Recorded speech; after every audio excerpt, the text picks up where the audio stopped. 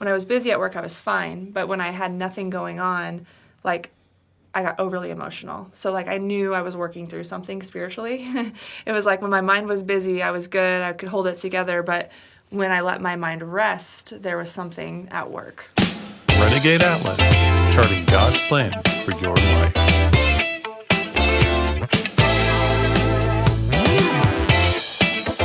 Hello, everybody. This is Dr. Chad Hawk with Matt Dowd, and we are continuing our exploration of the heart of darkness. Heart of darkness. It's a very uplifting topic. It's something that we all face, and we've had a very special guest with us, Stephanie. You're going to continue. If this is the first episode you're listening to, make sure you go back and listen to the first episode. We're going to pick up immediately where we left off. So, Stephanie, you were just sharing with us how God, through your son, had called you back to him. Mm-hmm. And now you're at a different place in life on an emotional and spiritual level. What happened next? Where did you go next? Yeah. So just thinking about, I think the one thing is that we have to remember God's never done with his work in us and through us. And so for me, having that experience and really kind of transforming what my life looked like, I thought I was like good to go. And I was going out and I was doing things a little differently than I had before. People all around me kind of noticed the changes in me. And I think that I had this expectation that, that was a monumental shift and I was done for a while, but threw some other things at me as God tends to do. So I think that's the one thing that I've learned is there's layers. And so we're never given more than we can handle. And so the way that I look at it is that God's worked through some things with me in layers of what he knows that I can handle. And so that was step number one in my obedience. And I think in showing him that I was going to be obedient, he continued his work in me. And so I can think of some other examples kind of recently that have really unmasked some things that I think one thing maybe as women or someone that just looks to please others around them, I think some things we hold on to that we don't know that we hold on to and that are negative behaviors for us. Like what?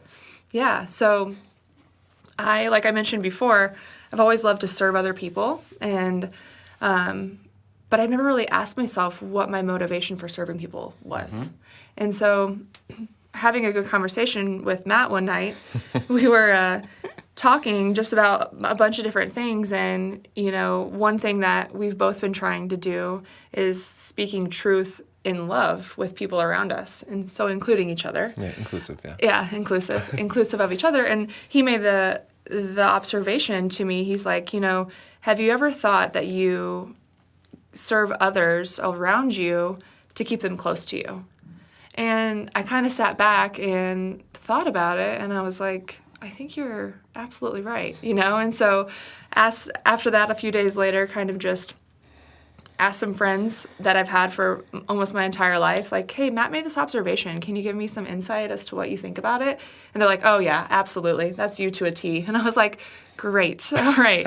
So really starting to understand my motivation for helping others and doing things for others, maybe not always geared in the right spot. And maybe it's more of like a self-fulfilling thing than it is for the fulfillment of others. Yeah, it's self-protection. Yeah. Because we don't want to be alone. Absolutely. For about a third of the people, they want to be loved. They want to be liked. Right. And that's really important to them. And it is for me. I can relate to this. And it can be used as a manipulation. Yeah. Yeah. And it's a negative behavior pattern when corrupted. It can also be an amazingly huge blessing to others. Because you can reach out and you're willing to be there for people who on their own, they're terrified to make those steps into relationship with another person. Yeah.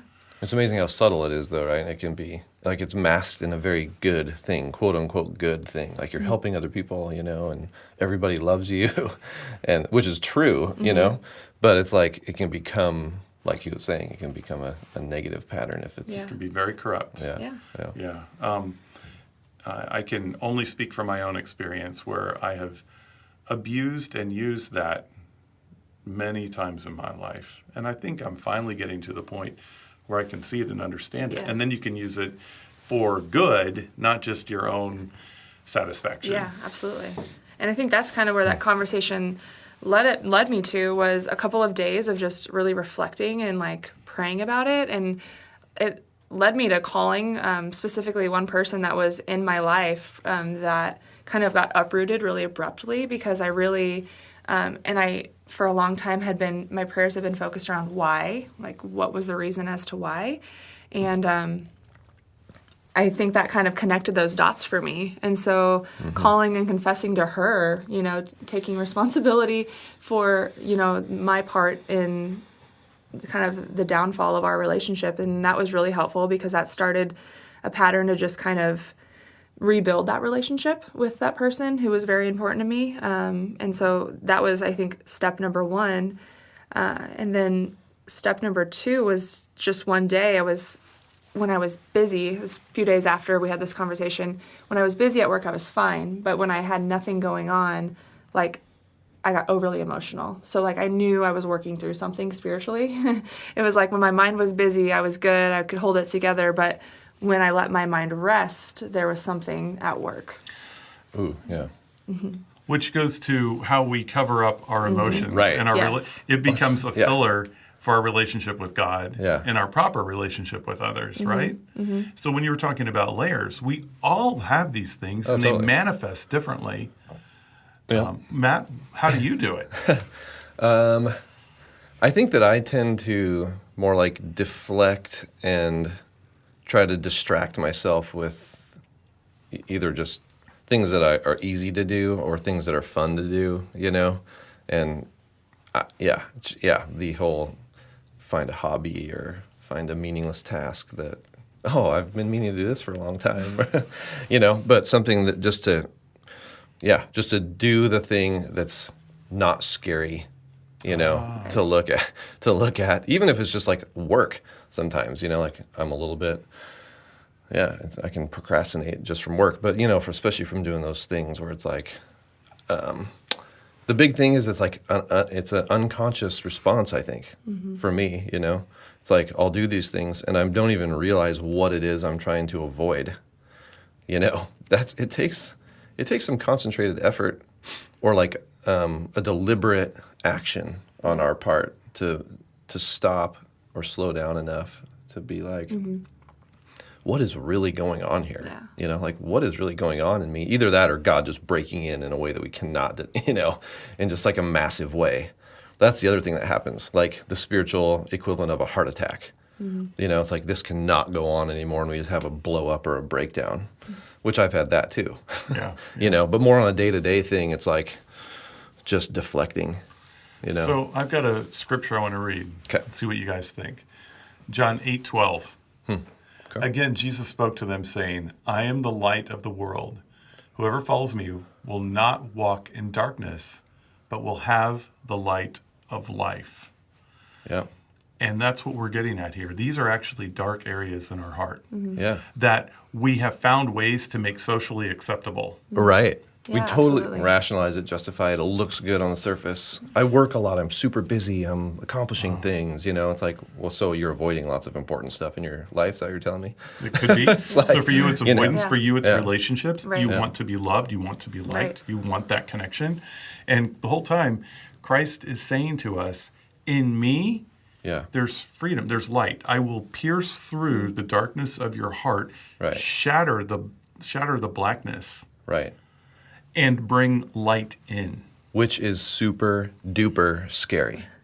Yes. Right? Like that can be a very encouraging message, or it can be like, no thanks, I'll pass. That scares the crap out of me. And I'm looking at this other verse you have right here, John 3:19 through 21.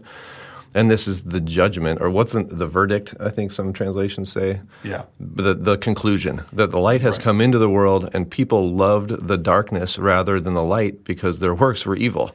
And I think like, we think about sin and evil. Sometimes it's like not this malicious evil, but it's just this shameful evil. Like I'm scared to have this exposed, so I'd rather just be in the darkness.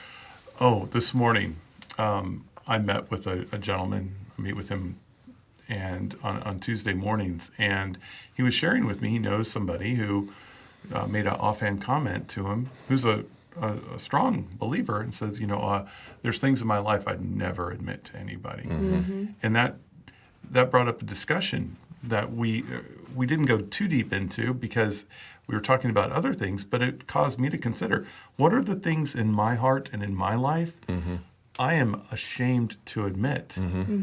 Where do I hide and wall off? And I'll tell you what, there certainly are issues I have in my life that just this morning, when I had this conversation, when he made those comments, Yeah. it's like God took that spotlight.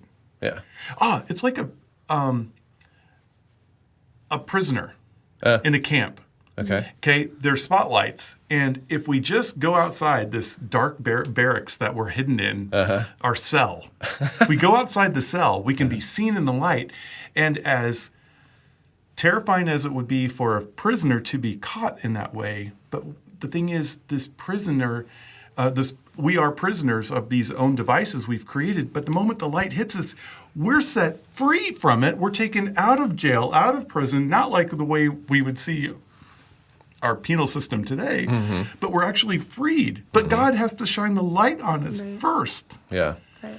Well, what's the movie where it's talking about how do you know who's the killer or the guilty one? It's like you put all the suspects in a cell, and the one that's sleeping or in the morning is the one that's guilty, or that was the convict, because they're caught. It's like it's over. They don't have to hide anymore, and they can finally relax. Yeah. It's like everybody else is freaking out. Yeah, like Like, why am I here? What's going It's like, on? finally it's over. I don't have to pretend anymore. Yeah. It's kind of backwards to our thinking, are we? Yeah. And I think going back to your point about, why is the light scary? Darkness is security for a lot of people. And the darkness that we have come to know, because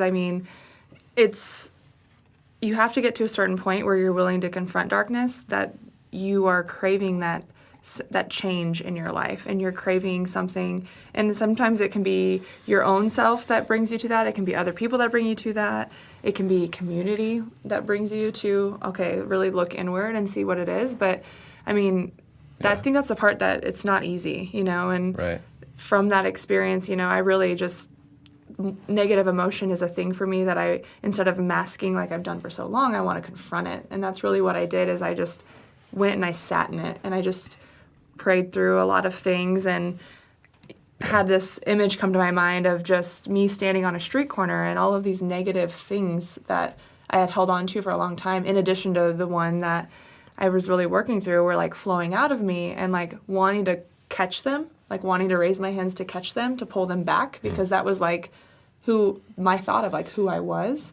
But then the image that came to my mind was that Jesus was there holding my hands down to my side and letting me know that like those things were no longer rooted in who I was. And I think it's just has to do with, are we comfortable with being uncomfortable, and are we comfortable with facing those things, and knowing that when we empty that space, that the light can really fill that space that's been, held on to by other things for so long. Exactly. Yeah. And none of us, we're all here. Yeah. All the time. Every one of us. Yeah. I think everybody listening can relate. I know I can certainly relate. Yeah. Yeah. Yeah. And I think I love what you just started talking about, because I think that's a perfect segue into our next subtopic for tomorrow, would be how do you go about initiating this process? Process of change. Yeah. Yeah. How do we do it? Yeah. And So yeah. that's exactly where we'll go next episode. Yep. Again, share. Yeah. And Matt support. or Chad at therenegadeatlas.com. Yes, absolutely. Yeah. Contact us.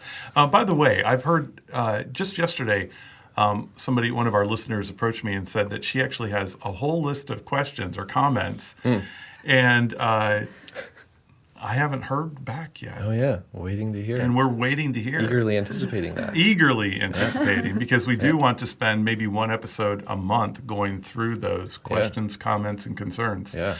All right, everybody. Catch us on our next episode. Yeah. Have a beautiful day. See ya.